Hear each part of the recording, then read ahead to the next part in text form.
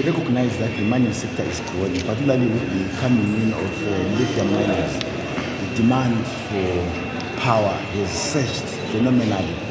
And what we are doing is that as government, we cannot do it alone. We need to do it together with the private sector. And we have introduced some proposals, not really proposals, but I think we have approved that these miners, particularly the ferrochrome miners who are being heavily subsidized, should then develop their own power generation plants, particularly from the renewable side, so that they can then count their power as part of their inputs and not rely on the utility to provide power. So we are now going in as a kind of partnership where the responsibility to provide power now also has to be shared between government and the mining companies.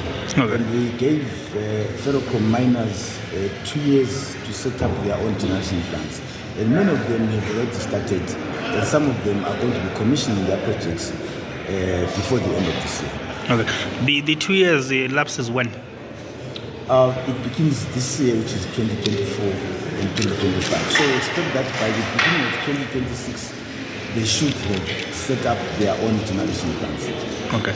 It helps to free more power for social use, so that even households are not going to be load-shedded, because the major consumers of power will have set up for own use. So it's a big relief to the utility. And maybe we have seen some of them already, they have started producing their own power. How is it assisted in the country at the moment? Yeah, we've been greatly assisted because the contribution by solar plants in the country at the moment is around 22 megawatts.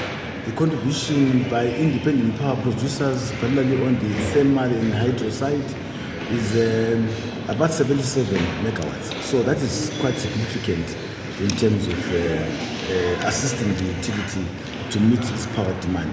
We are still in deficit of between 200 and 500 megawatts, depending on particular peak demand days. But overall, we think we are able to maintain stability within the sector, even in our shortfall. Okay. And then maybe... we expect that by the end of 2025, demand by the mining sector is going to surge to 2,600 megawatts. But at the moment, we're not producing that much. No, we're not. I'm talking only about the mining sector, okay. Demand by the mining sector. We also have other load centers, housing. There are a lot of houses that have been built that have been connected to the grid. We also have a lot of new projects, rural industrialization projects. We also have the small sector, small medium sector. They have not been, some of them have not been connected, and we think all that added is going to drive our peak demand by the end of next year to about 3,000 and above megawatts. Okay. And then, these intermittent downsides of provision of power are a result of a number of factors.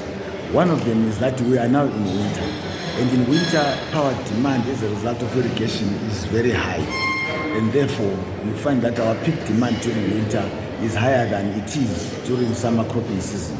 That's one reason. The other reason is that the performance of our Wange 1 and 2, 1 to 6, is not performing very well. Those units are very old. Those units are not producing to optimum, and they are prone to breakdowns frequently as a result of aging equipment there. So that also affects it. But of late, let me talk about Bulawayo, since we are now in Bulawayo today. We have seen since Monday, Tuesday, a lot of load shedding. Not really load shedding, just really load shedding. Yes, there was some load shedding, but there was a lot of vandalism that happened during the course of this week. And thefts of copper, thefts of oil from transformers, general vandalism has seen us suffering a lot of blackouts, especially during this week.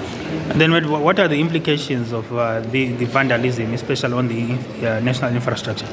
Well, the impact is that resources that are supposed to be used for grid extension, for grid strengthening, for new power projects, for procurement of spares, are then used for repairs on vandalized equipment. And we think our people should do better than that. Our communities should assist the utility in terms of identifying those vandals